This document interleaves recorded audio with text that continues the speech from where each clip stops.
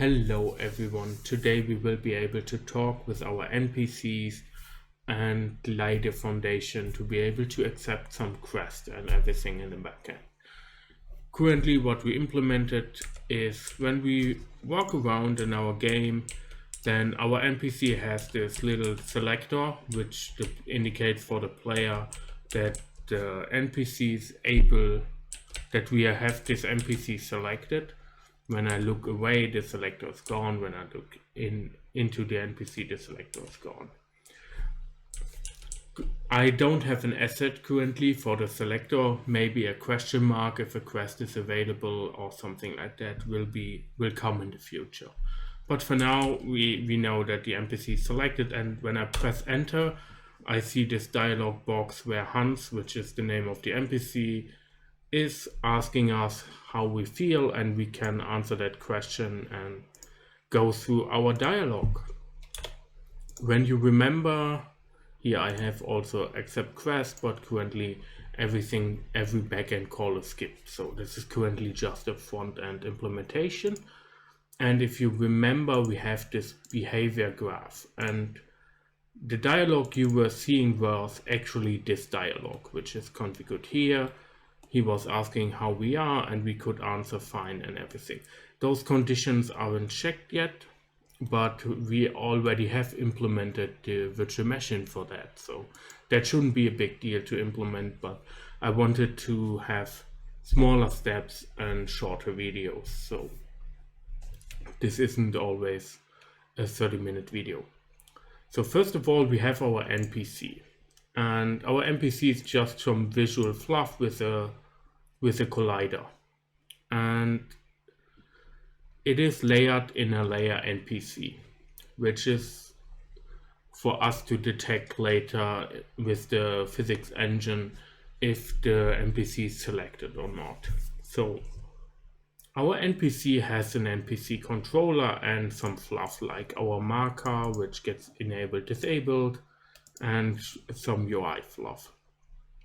He has a name, and this name has to correspond with the streaming asset behavior. So Hans is his name, and we have a Hans.behavior. That's how this is connected. Let's check out the source code of the NPC controller. First of all, he has a public function onSelected, which activates or deactivates the marker on top of his head. So nothing too special. And then at awake he loads his behavior tree and saves it in a local variable called graph. Then he's listening for publish subscribe, where you can send him dialog options. So which dialog option is selected, and he will act accordingly.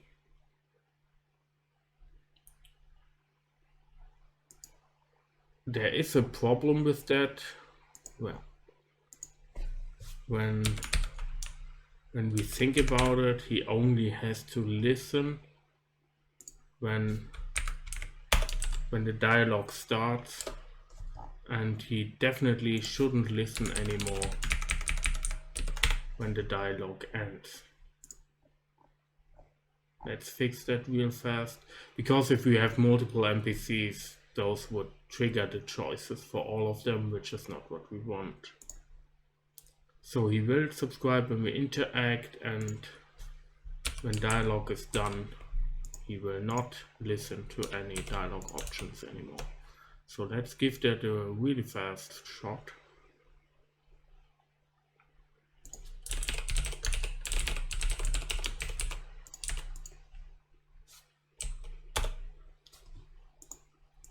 Great, still works.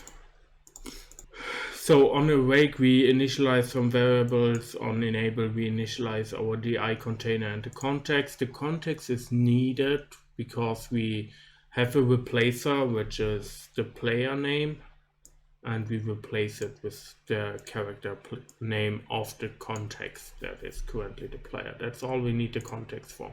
So how does this work? Our tree works like this. The start node is always GUID empty. So the first thing we get is our start node, which is always GUID.empty. That's how we defined our data structure. Then we have the entry point node, and it has a start link with a GUID to the next node. And we call next node, which always processes the next node. There's some specialty within next node. When the GUID is empty, then this actually means that there is no next option. So this is basically the end of our dialog tree. And of dialog tree equals means GUID is empty. Maybe this deserves a comment.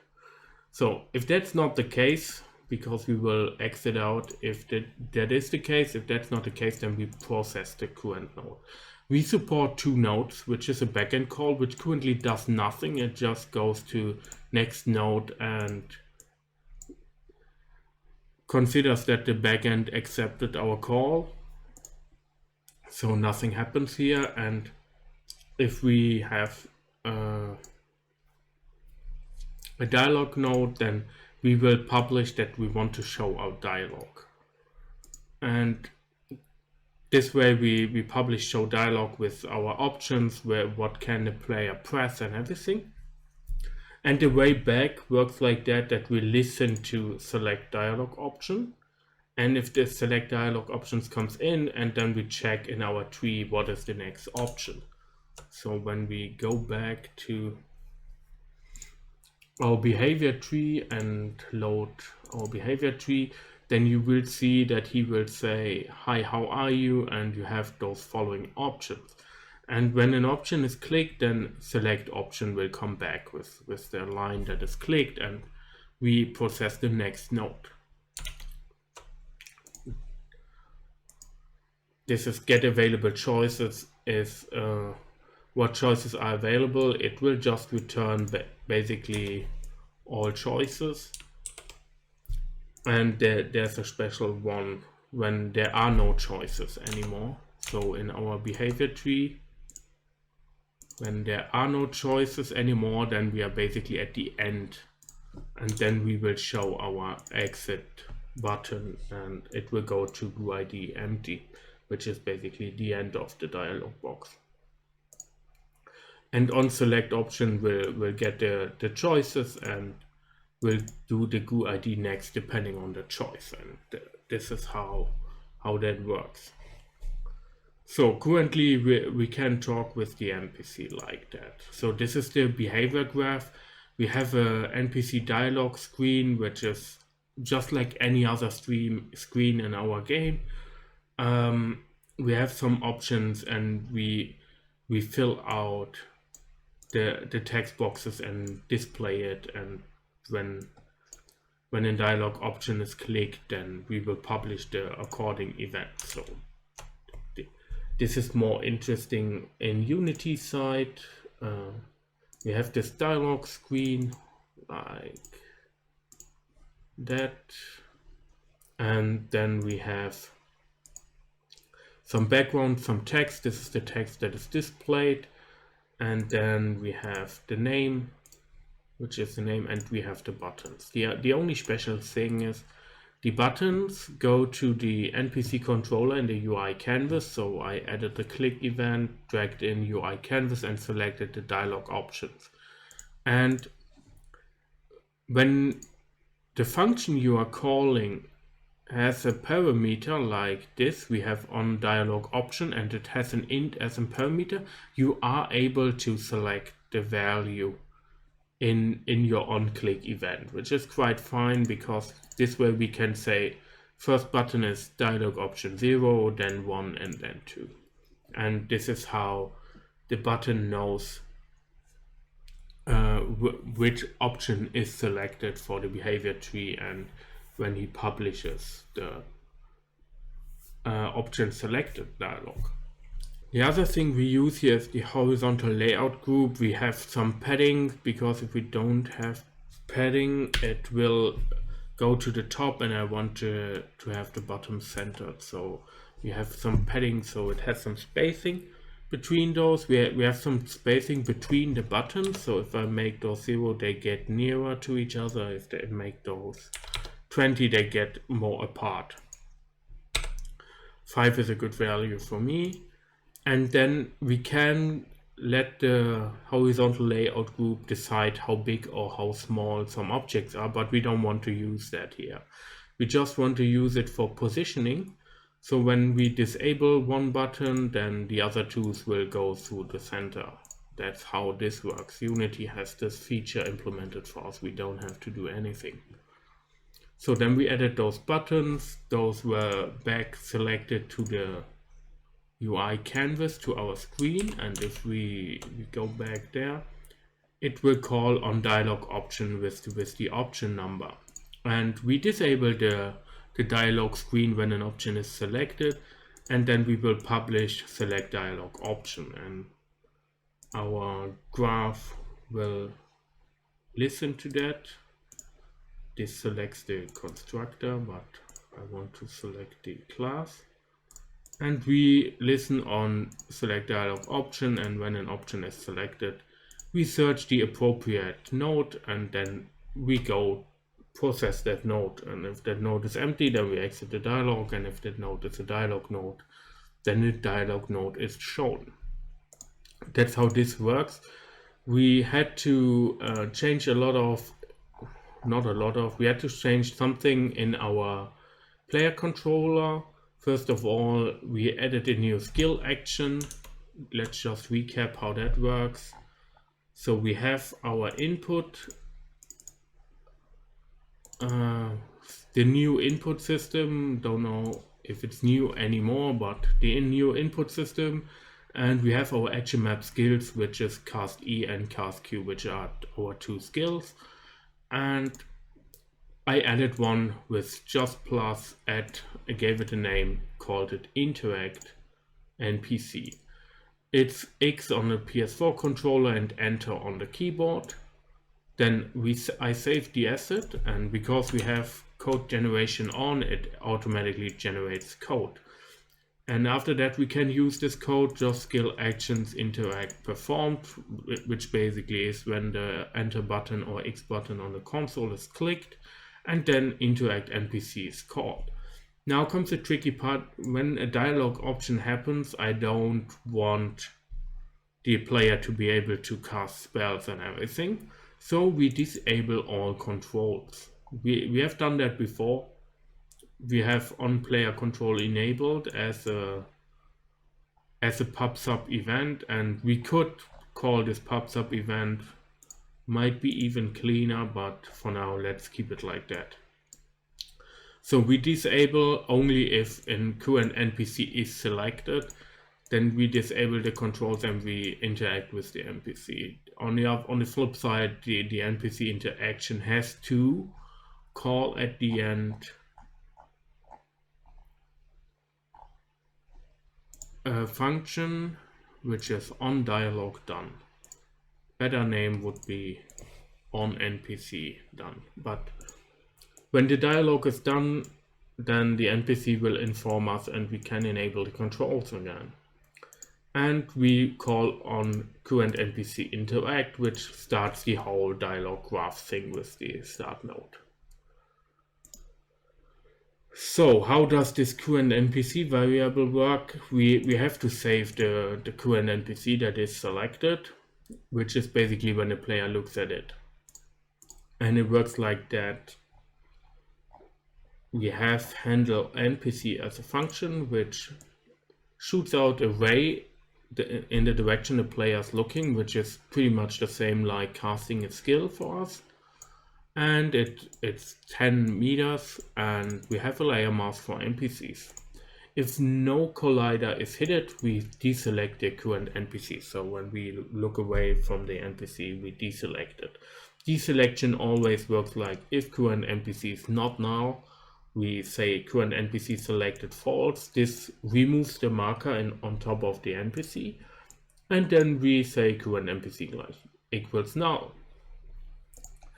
So the other case is if we don't, so this gets deselected if collider is null, And if the collider is not now, then we check if we collided with an NPC or if the current NPC is already selected. If we didn't collide with an empty NPC, something is actually pretty wrong with our layer mask configuration. So this is just a security measure, but it will bug out because normally we would have to deselect the current NPC anyway, or maybe not. This is a not defined state for now, but this should never happen. And if the current NPC is already selected, then we don't want to deselect or select the NPC. We don't want the icon to blink or something like that. So we do nothing if the current NPC is already selected, and if it's not already selected, then another NPC is selected, and if another NPC is selected, we deselect the current NPC and we select the new one. That's how this works. And this is basically all code we have to do. And on Unity side, it's nothing too special. Nothing we haven't done before. And now we are able to talk with an NPC.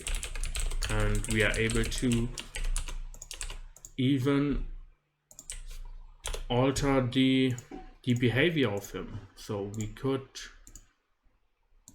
leverage this graph and maybe add a... We have a maximum of 3 choices currently.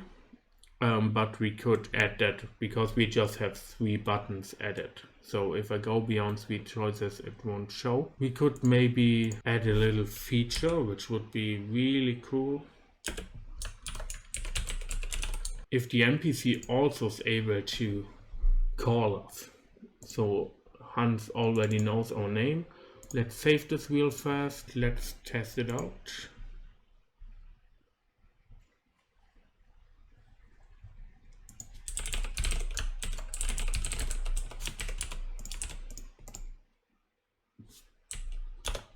Now he says player, and obviously we have to replace that real fast, which is in the NPC controller. PC controller. And then we do replace tokens,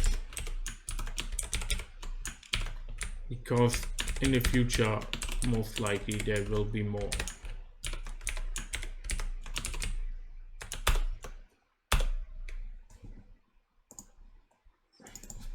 Token text and then return text or to replace.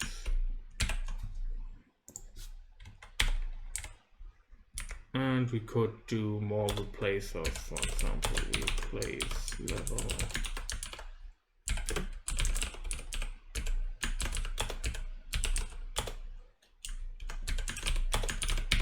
Just as an example.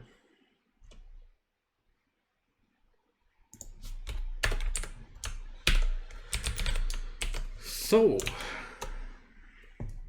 now Hans knows our name and can call us by name.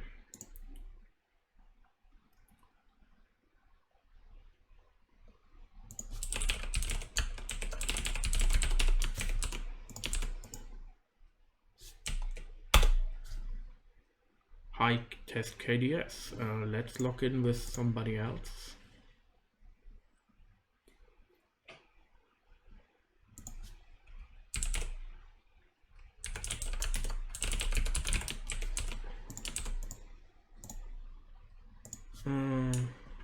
Test my name.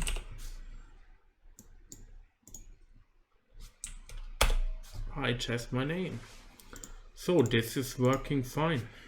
We can ask for work and test my name. So this is working perfect. So this is everything I have today.